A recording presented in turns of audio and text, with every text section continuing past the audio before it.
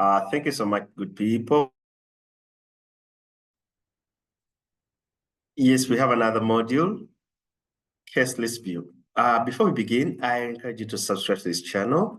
The subscription button is on your bottom right on your screen. After that, we shall begin with the first unit.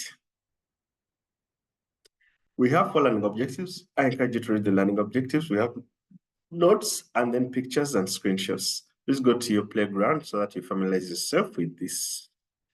At the end of this, you'll be tasked to do a quiz.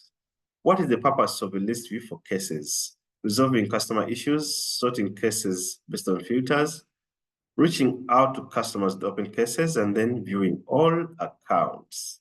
So the right answer here is B. Why would a new case list view need to be created?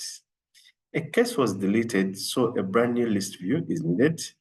A saved list view can't be emailed. A filtered list of specific cases record is needed. And then a new case list view is not an option. The right answer here is C, a filtered list view. A filtered list of a specific case record is needed. I'll check my challenge